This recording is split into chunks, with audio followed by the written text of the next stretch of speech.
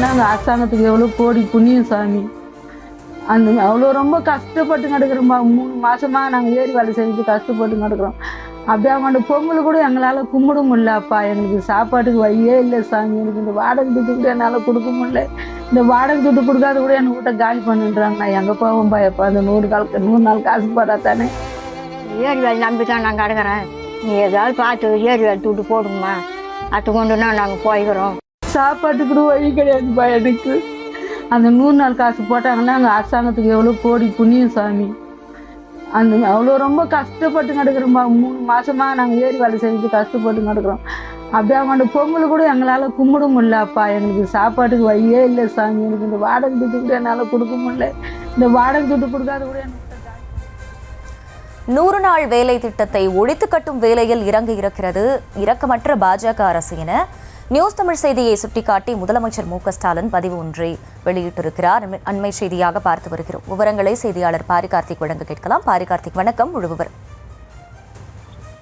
வணக்கம்.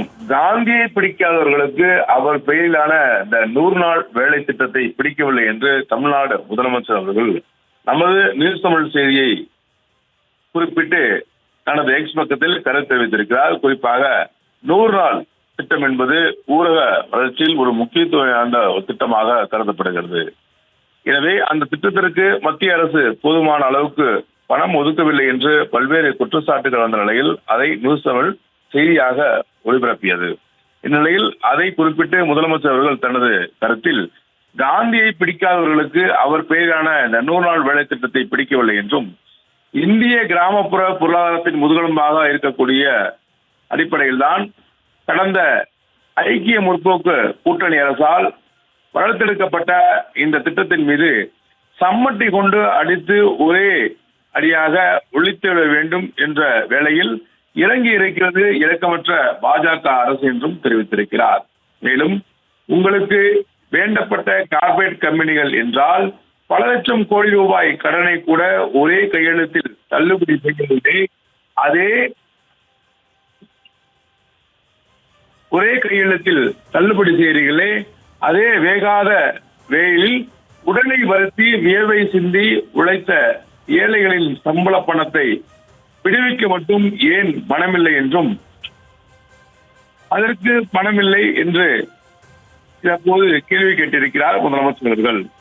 தமிழ்நாடெங்கும் இன்றைய ஆர்ப்பாட்டத்தில் கழக உடன்பிறப்புகளும் ஏழை மக்களும் எழுப்பும் குரல் டெல்லியை எட்டெட்டது என்றும் இது குறித்து முதலமைச்சர்கள் பேசியிருக்கிறார்.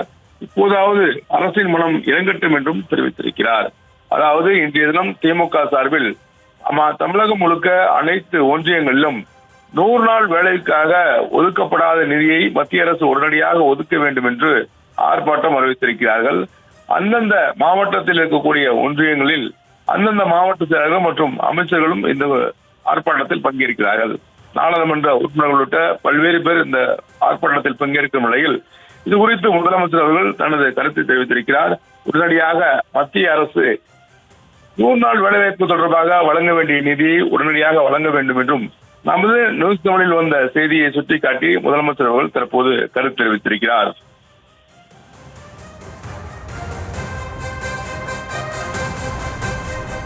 விவரங்களுக்கு நன்றி பாரி கார்த்திக்.